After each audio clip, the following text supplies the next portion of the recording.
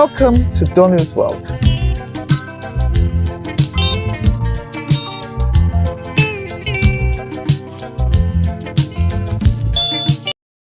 Hello everyone, thank God it's Friday. Welcome to Donu's World. Now, friends have told me on a few occasions since I started doing these videos that I often sound exhausted or sluggish and I'm not cheerful enough. And I think, you know what? I'm not here to perform. I'm not an actress. You should see me how I feel at different points in time. I'll tell you, I'm absolutely exhausted today. It's been a tough year. And I'm about to go on holiday. I can't wait. I need a break desperately. You can see I'm even losing my voice. Before I could drag myself onto this balcony to film this episode, I was literally falling asleep on my laptop and waking up and falling asleep. So if I look a little bit half dead, it's because I am a little bit half dead. So 2024 in Donu's World. What's it been like? Well, as usual, I feel I let myself down. Certainly on some levels. I will tell you, I started the year well with a resolution to finally shift this weight problem I've had in the past, maybe 5 years or whatever.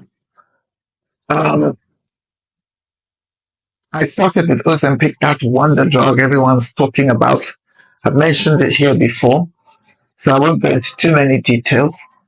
Just to remind those of you who are not very familiar with the whole idea of Ozempic, it basically is a drug that suppresses appetite physically, literally stops you from feeling hungry, and it also kills what they call food in your brain.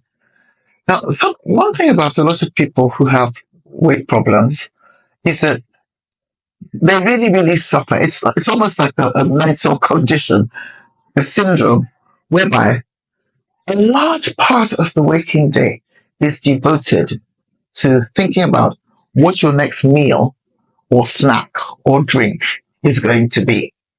I think some people are just wired that way.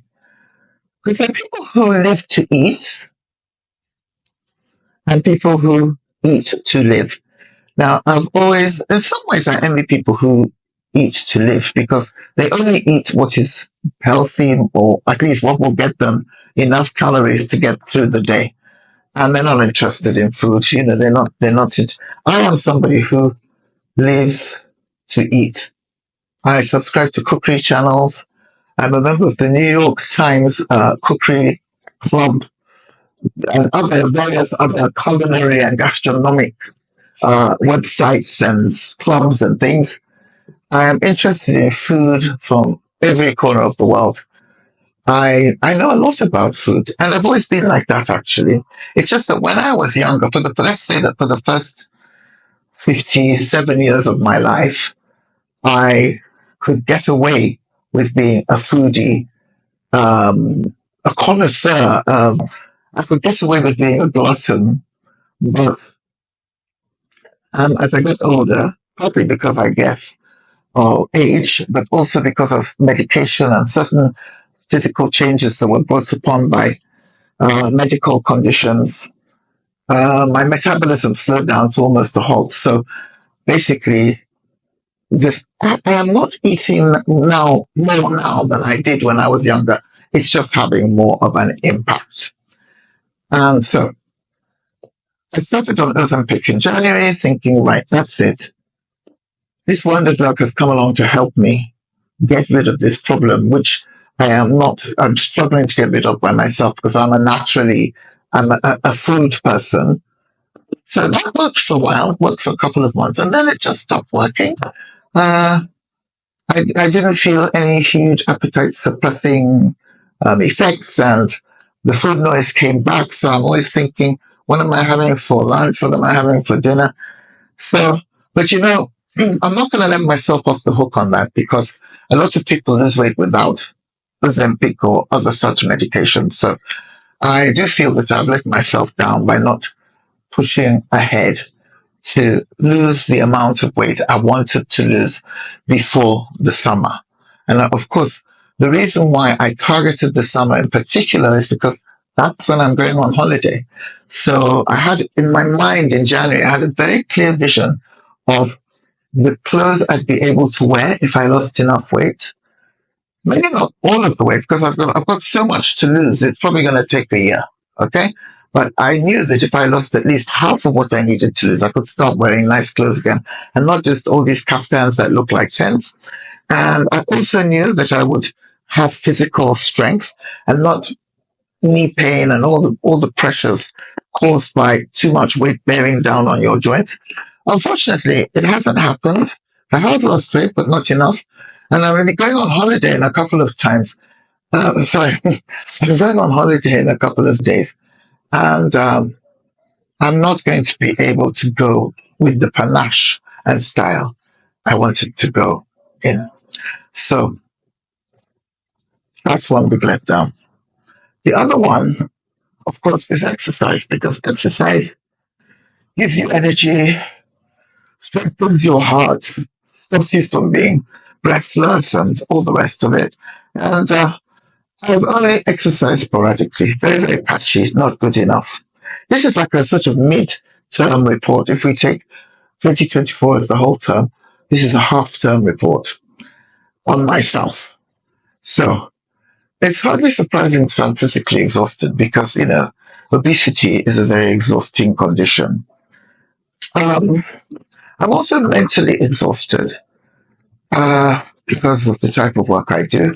It's sort of like intellectual work. I have a podcast. I write articles for magazines and newspapers. And I do some broadcasting. And I advise people on communication strategies. So it's very taxing work mentally. And I let myself down around work as well because it was actually my plan to have written several chapters of a novel I wanted to write for a long time. In fact, I've got several novels in my head, and only one of them ever has seen the light of day. And that was many, many years ago. That was a romance I did for a publishing company owned by my uncle here in Nigeria. Um, but, what I've always wanted to do is to write proper novels about the human condition, and about bigger themes, serious themes, and some, maybe some more lighthearted issues that are make people laugh or whatever. Well, either way, I haven't done it, so I do feel that it's something I need to do in the second half of this year, and I intend to write a couple of chapters while I'm on holiday. And stop letting myself down. Because, I'm not getting any younger. At 64, if you don't write the novel you've always wanted to write by the time you're 65, honestly, I sometimes think you might as well just throw in the towel. And I've got a great idea for a novel. I have several great ideas. I'm going to pick one and I'm going to try and do it this year. Oh gosh, I'm also exhausted about living in Nigeria. I can't tell you how delighted I am that I'm going to be escaping for a while. I mean, I'm going to the UK and the US to visit my siblings and my son. And my son lives in LA, my siblings live in London. And it'd be nice to get away from a place where we have power cuts all the time. I mean, the other day we had 11, the day before yesterday, we had 11 power cuts in about, I don't know, 10 minutes or something. It's so depressing. And then people here on the whole are very difficult to work with. They don't return calls. I mean, important people who make decisions and about who give interviews to journalists or who hire consultants. The people I work with, a lot of them are very, very difficult.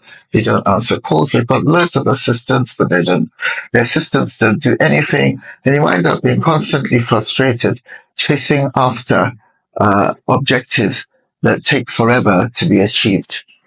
And then the educational system here is very poor. So it's, again, very, very hard to get the level of efficiency that you're aiming for.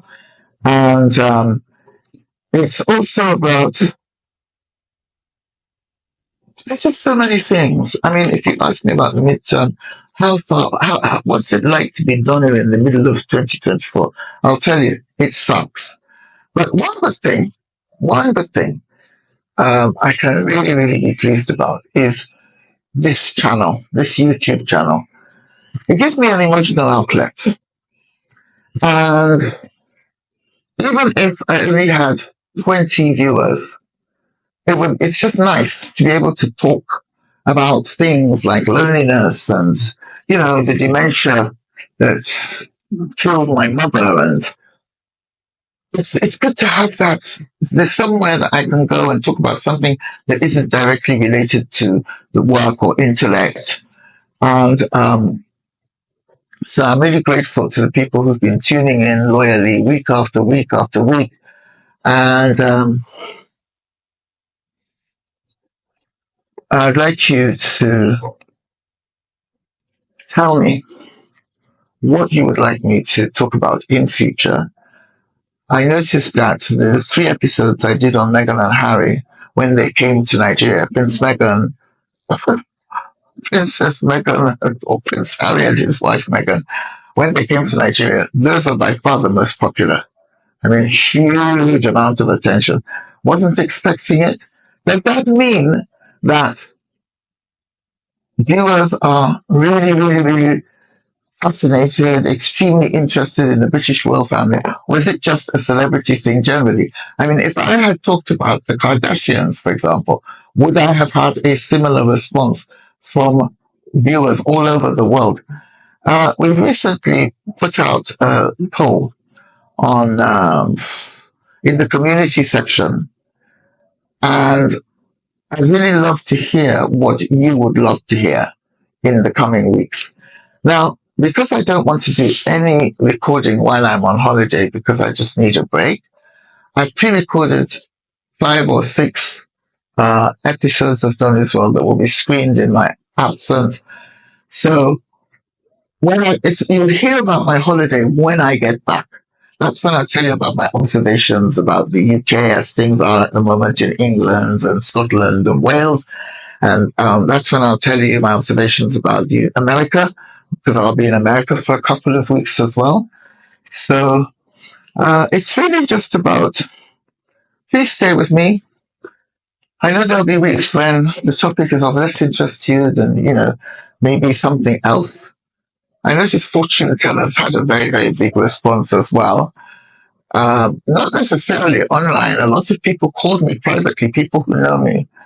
So keep me posted. I just wanted to tell you where I am at this point in the year, which is halfway through the year. And I hope that you will keep on feeding me back, even when you're not happy with what I've said.